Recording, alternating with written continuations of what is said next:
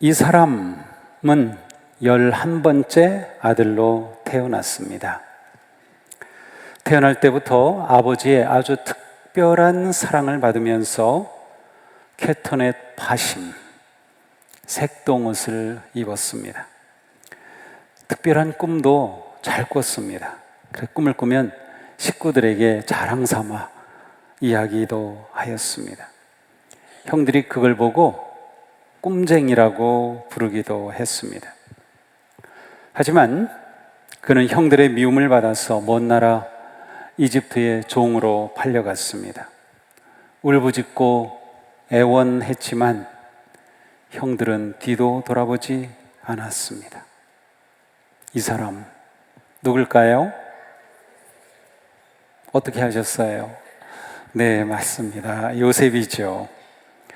이렇게 종으로 팔려간 요셉은 먼 훗날 이집트의 총리가 됩니다. 형들은 극심한 가뭄을 이기지 못하고 이집트로 식량을 구하러 갔습니다. 요셉인 줄도 모르고 총리 앞에 머리를 조아리며 도움을 구합니다. 형들을 즉시 알아본 요셉, 그는 잠시나마 갈등합니다. 형들에게 원수를 갚고 싶었겠죠. 하지만 이 요셉은 누구입니까? 파란만장한 인생 중에도 하나님을 의지하고 하나님만 바라보았던 사람. 그래, 그는 결국 형들에게 이렇게 말합니다. 형님들은 나를 해치려고 하였지만 하나님은 오히려 그것을 선하게 바꾸셔서 오늘과 같이 수많은 사람의 생명을 구원하셨습니다. 당신들은 두려워하지 마소서. 내가 당신들과 당신들의 자녀를 기르리이다. 요셉은 형들을 용서한 것입니다. 더 나아가 형들을 위로하기까지 하였어요. 비록 형들은 못된 짓을 했지만 하나님이 그 일을 통해서 오히려 구원의 길을 마련하셨다고 말합니다. 저는 요셉의 생애를 볼 때 이 용서의 순간이야말로 요셉의 생애에서 가장 빛난 순간이었다고 생각합니다. 우리 가운데 용서가 필요하지 않은 사람 있을까요? 우리는 모두 용서하고 또 용서를 받아야 할 사람들입니다. 사랑은 용서로 완성됩니다. 우리를 향한 하나님의 사랑은 십자가의 용서로 완성되었습니다. 우리는 지금껏 살아오면서 많은 아픔 경험했습니다. 고통을 당하고 상처를 받았으며 그로 인해 상대방에 대한 원망과 때로는 복수심이 생기기도 했습니다. 그로 인해 때로는 몇 년, 심지어 10년도 넘게 몇십 년 세월이 흘러도 그 상처에 매여서 미움과 고통의 시간을 보내기도 합니다. 마음의 상처는 쉽게 아물지 않기 때문이죠. 해결되지 않은 상처는 뿌리가 아주 깊습니다. 뿌리 깊은 상처는 스노우볼과 같습니다. 아주 조그만 스노우볼입니다. 자, 잘 보세요. 흔들면 바닥에 가라앉아 있던 게 다시 확 일어나요. 스노우볼이죠. 워터볼이라고도 하는데, 자, 우리의 상처가 이와 같아요. 평소에는 괜찮습니다. 그냥 맑아요. 그런데 어떤 상황이 되면, 때로는 어떤 사람을 만나면, 어떤 환경에 놓이면 가라앉았던 상처가 확 올라옵니다. 이것은 누구에게나 있는 일입니다. 이렇게 되면 우리의 마음이 다시금 상처가 떠오르고 아픔이 또한 마음이 뒤엉키는 혼란이 일어납니다. 다시 고통스럽기도 하죠. 분노가 다시 치밀기도 하죠. 혼란해지죠. 아물지 않은 상처가 남아 있기 때문입니다.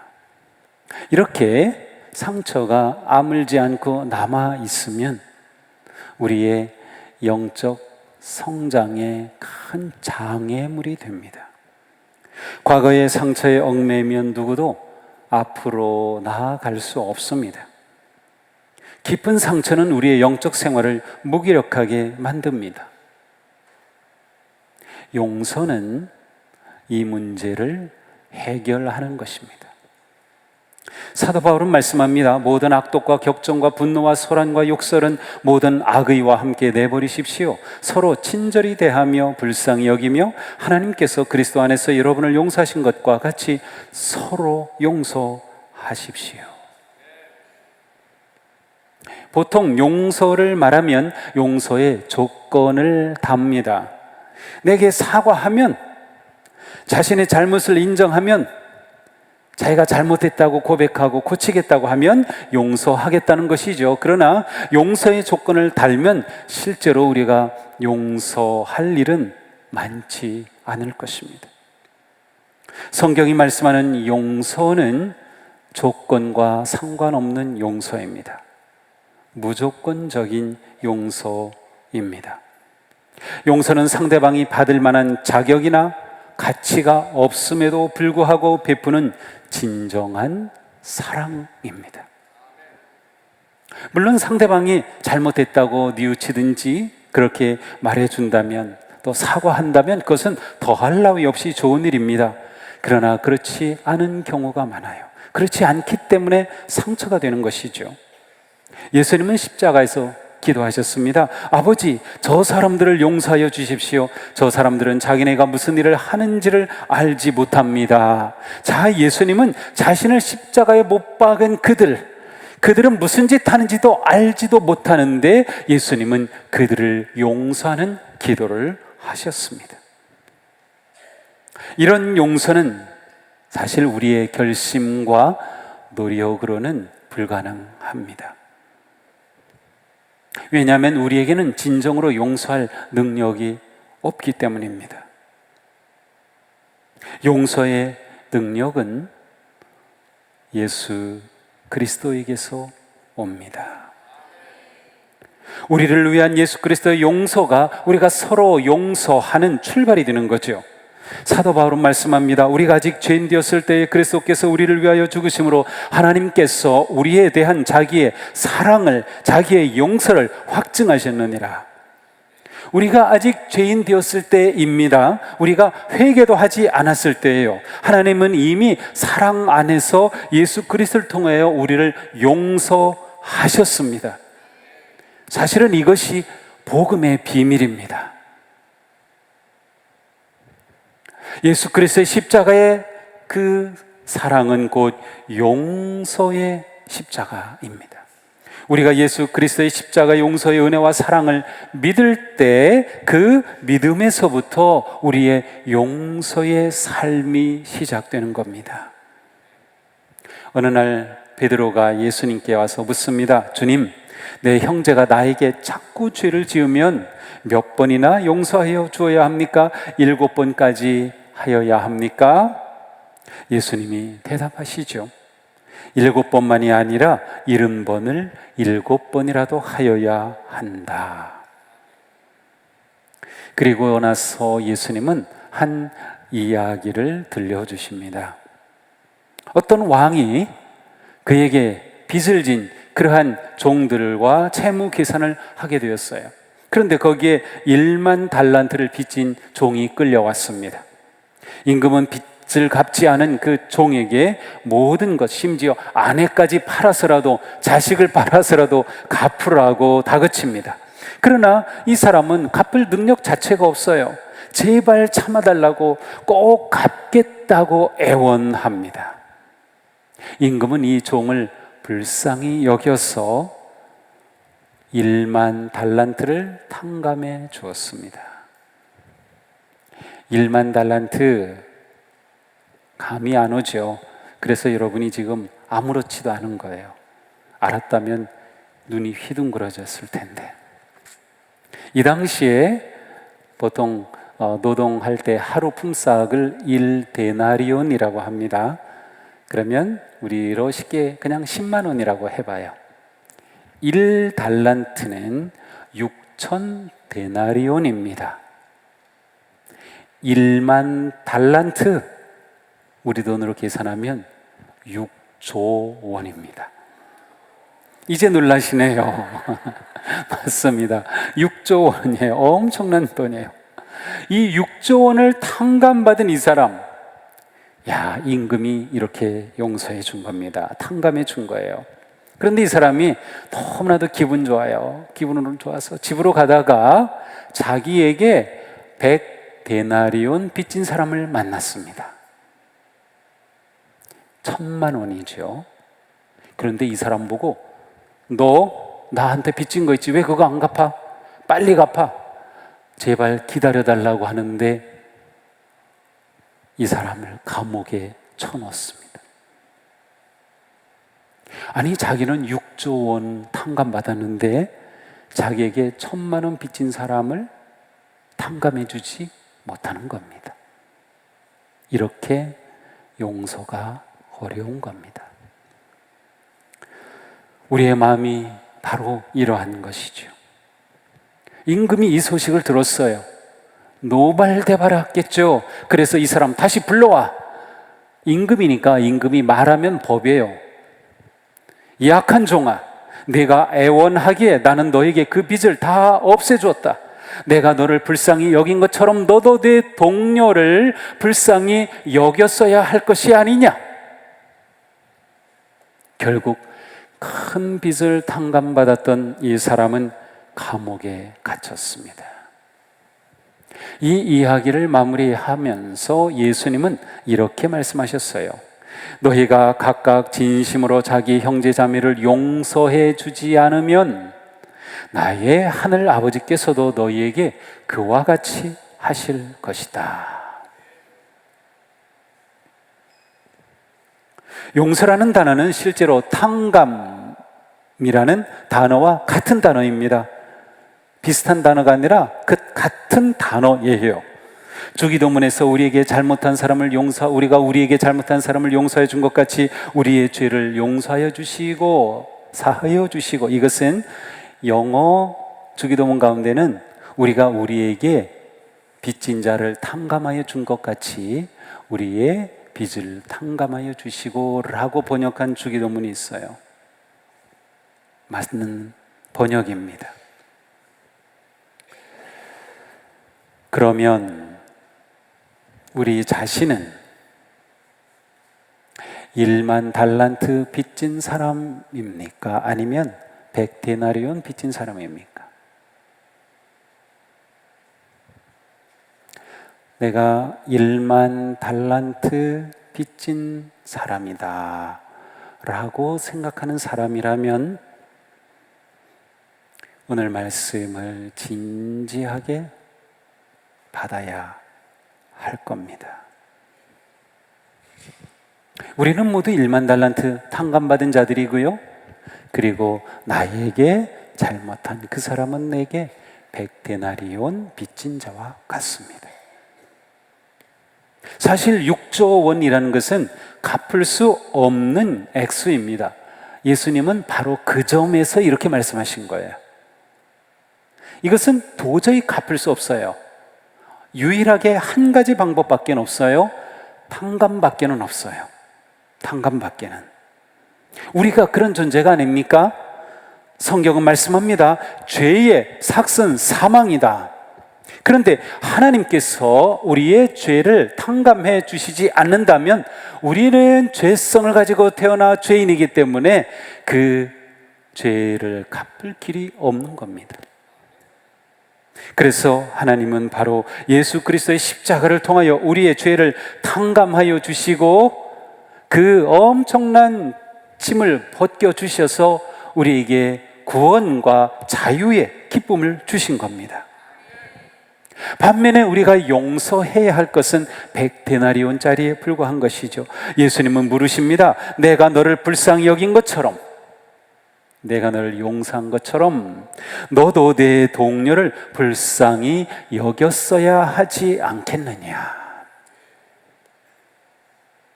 근본적으로 우리를 용서해 주신, 십자가의 은혜로 용서해 주신 하나님은 우리에게 용서하기를 기대하심을 보여주고 있어요. 우리는 죄 용서받고 구원받으러 끝난 것이 아니라 우리의 삶에 또한 용서의 삶을 살 것을 원하고 계심을 보여줍니다. 용서는 70번씩 7번이라도 해야 할 그리스도인의 삶의 아주 중요한 핵심입니다. 우리 자신이 용서받은, 그것도 1만 달란트를 용서받은 종이라는 것을 깨달을 때 용서가 가능해지는 거예요. 그러므로 사도 바울은 서로 용서하라고 하면서 하나님의 은혜를 받은 자임을 상기시킵니다. 그러므로 여러분은 하나님의 택하심을 입은 사랑받는 거룩한 사람답게 서로 용서하여 주십시오. 용서는 내가 구원받은 자다운 행동입니다. 하나님의 사랑받는 자다운 행동입니다. 이렇게 우리는 십자가의 사랑으로 용서를 받았음에도 불구하고 우리는 그렇게 용서하는 것이 쉽지가 않아요. 왜 그럴까요? 우리가 용서하는 것은 대가가 따르기 때문입니다. 무슨 대가일까요? 그것은 내가 복수할 권리를 포기하는 것입니다. 용서하라는 명령은 가해자에게 복수하고 값을 받아내고 벌을 주고 싶은 우리의 욕구와 정면 충돌합니다. 이런 상황에서 우리는 자신이 요구할 수 있는 모든 권리를 포기할 때 용서할 수 있는 겁니다. 주님은 우리가 복수가 아닌 자비를 선택하기를 원하십니다. 모든 불의와 거짓과 죄에 대한 형벌은 주님께 맡기라는 겁니다. 사도 바울은 말씀합니다. 사랑하는 여러분은 스스로 원수를 갚지 말고 그 일은 하나님의 진노하심에 맡기십시오. 성경에도 기록하기를 내 원수가 줄이거든 먹을 것을 주고 그가 목말라거든 마실 것을 주어라. 그렇게 하는 것은 내가 그의 머리 위에다 숯불을 쌓는 셈이 될 것이다 하였습니다. 자, 내가 원수 갚는 것, 내가 받은 상처 갚는 것, 그거 다 하나님께 맡기라는 것이에요. 그럴 때 용서가 가능하다는 겁니다. 원수가 목마르거든 먹을 것을 주라는 겁니다. 원수에게 마실 것을 주라는 것입니다.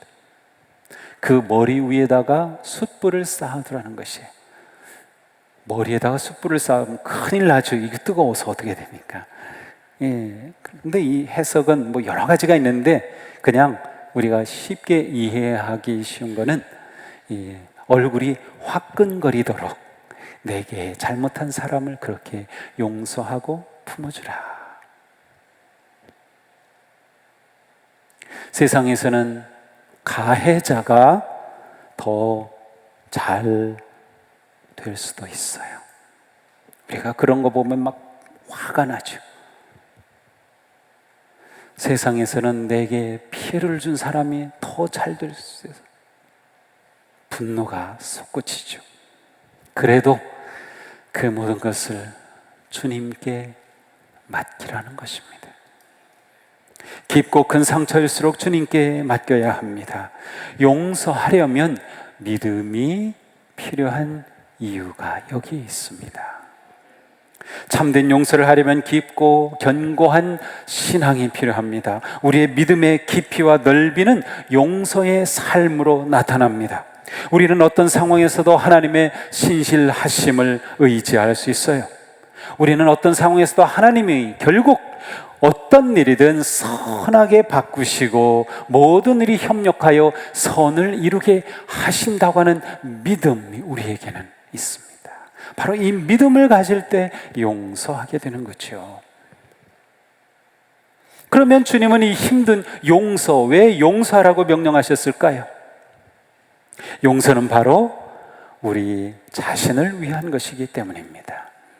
우리를 사랑하시기 때문에 용서라고 하신 겁니다. 용서할 때 용서하는 그 사람이 살아납니다. 그 사람이 회복됩니다. 그 사람이 치유됩니다. 용서하지 않으면 우리는 과거의 노예가 되고 맙니다. 상처와 고통의 감옥에 갇힐 것입니다. 복수에 집착할수록 상처의 포로가 될 것입니다. 용서는 나를 위한 것이며 나를 사랑하는 것이며 나를 살리는 것입니다. 용서할 때 우리는 진정한 자유와 기쁨을 누릴 수 있습니다. 우리를 사랑하시는 주님이 우리를 용서하심을 우리는 더 깊이 경험할 수 있기 때문이죠. 물론 용서한다고 해서 그 사람의 잘못에 대한 책임이 면제되는 것은 아닙니다. 우리가 하나님의 용서를 받은 것도 공짜가 아닌 겁니다. 하나님이 그냥 그래 너 죄 내가 다 탕감해 주지 하신 거로 끝난 용서가 아닙니다. 우리를 용서해 주시기 위해 죄의 대가를 예수님이 대신 십자가로 지불하신 거예요. 우리의 용서에도 대가가 지불이 되었습니다. 우리는 이것을 하나님께 맡기는 겁니다. 죄를 지은 그 잘못에 대한 그 모든 것 내가 원수 갚고 내가 하려고 하지 말고 다 맡기는 겁니다. 우리가 용서했다 하더라도 그것이 내게 남긴 상처의 흔적은 있을 수 있습니다. 하지만 용서한 후라면 그 상처는 그냥 쉽게 지나칠 수 있어요. 이게 또 떠오르네. 내가 용서했는데 뭐. 그런데 용서하지 않은 상태에는 그것이 또다시 올라오는 겁니다. 용서가 무엇인지 그 차이를 알겠죠? 사랑하는 성도 여러분, 우리는 서로 용서하는 삶에 대해 진지하게 기도하면서 한번 우리 삶에서 실행해 볼 수 있기를 바랍니다. 용서는 서로 사랑하는 삶의 완성이라고 할 수 있어요. 또한 용서는 시간이 필요합니다. 오늘 설교 들었다고 갑자기 이 자리에서 용서가 되진 않을 겁니다. 마음에 부담이 되겠죠. 그래서 여러분 얼굴이 지금 심각해진 겁니다. 하지만 그 부담 가지고 기도해 보십시오. 주님의 사랑과 용서를 깊이 묵상해 보시기 바랍니다. 내 상처 자체를 내가 인정하고 그 사실을 직시하며 그것을 하나님께로 가지고 가십시오. 용서의 마음이 조금씩 생길 겁니다. 시간이 걸리겠지만 중요한 것은 어느 순간 주님의 사랑 안에서 용서하기로 결단하는 것입니다. 복수가 아니라 용서를 선택하는 거죠. 저주가 아니라 축복을 선택하는 거죠. 응징이 아니라 긍휼을 선택하는 것입니다. 얼마나 아름다운 일입니까? 내 마음에 있는 분노와 고통과 그 모든 것 다 주님께 보여드리십시오. 그리고 주님을 의지하십시오. 주님의 그 놀라운 용서와 사랑이 느껴질 것입니다. 용서는 정말 용기 있는 결단입니다. 진정으로 거룩한 행동입니다.